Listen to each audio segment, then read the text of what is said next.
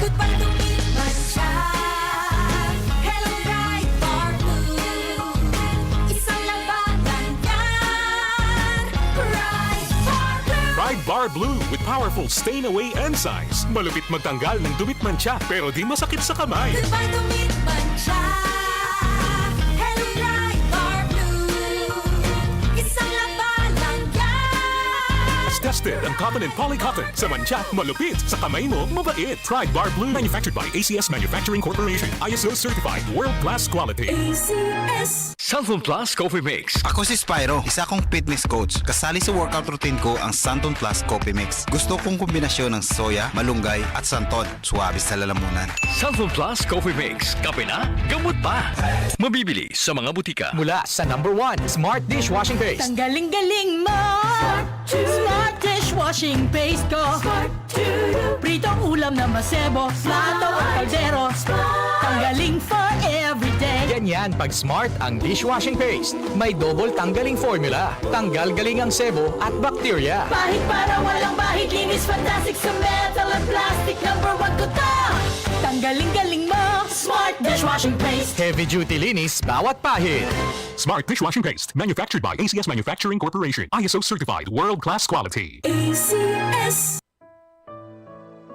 Pagbasa sa Aklat ng Kawikaan, Kabanata 10, Talata 1 hanggang 32. Ang mga kawikaan ni Solomon. Ang matalinong anak ay ligaya ng magulang, ngunit tinik sa dibdib ang anak na mangmang. Ang yamang buhat sa masama ay di papakinabangan, ngunit ang katuwiran ay maglalayo sa kamatayan. Ang matuwid ay binibigyan ni Yahweh ng kasiyahan, ngunit ang masamay kanyang ginugutom naman. Ang kamay na tamad ay tiyak na magdarahop, ngunit magbubunto ng yaman ang kamay na masinop. Ang nag-iimba kong tagaraw ay nagpapakilala ng katalinuhan, ngunit ang natutulog kong anihan ay nag-iipon ng kahihiyan. Ang matuwid ay mag-aani ng pagpapalat kabutihan, ngunit ang bibig ng masama ay nagtatakip ng karahasan. Ang alaala ng matuwid mananatili kailanman, ngunit pangalan ng masamay tiyak na mapaparam. Magandang payo ay tinatanggap ng pusong may pangunawa, ngunit kapahamakan ang wakas ng mangmang na masalita. Ang namumuhay ng tapat ay pinaghaharian ng kapayapaan, ngunit ang may likong landas ay malalantad balang araw. Ang malilikot na mata ay lagi sa kaguluhan, at ang bibig na maluwang hahantong sa kapahamakan. Ang bibig ng matuwid ay bukal ng buhay, ngunit labi ng masama ay nagtatakip ng karahasan. Sa hari-saring kaguluhan ang bunga ng kapuotan, ngunit ang pag-ibig ay pumapawi sa lahat ng kasalanan. Sa labi ng may unawa matatagpuan ang karunungan, ngunit sa likod ng isang mangmang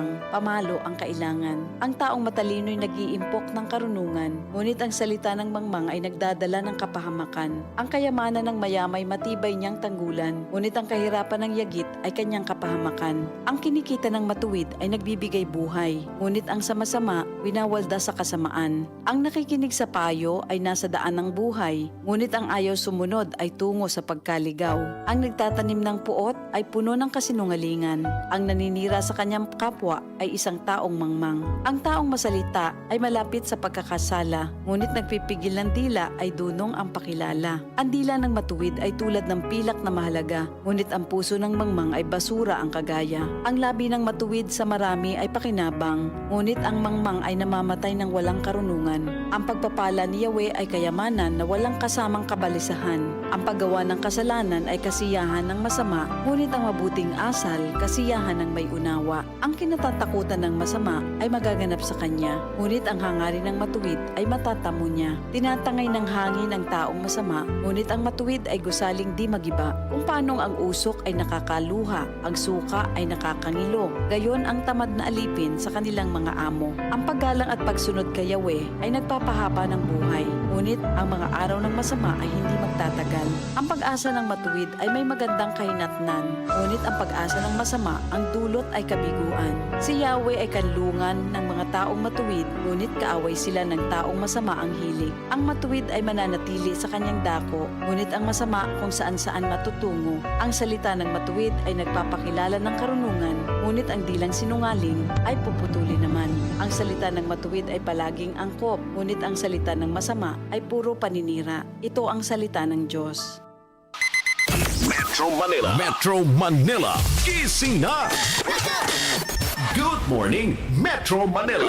Good morning, Metro Manila. ang bahala sa inyong umaga. Mga kaganapan sa magdamag hanggang sa pagmulat mo. Ang mga balitang ihahain sa iyo ng Good Morning Metro Manila. Good morning, Metro Manila!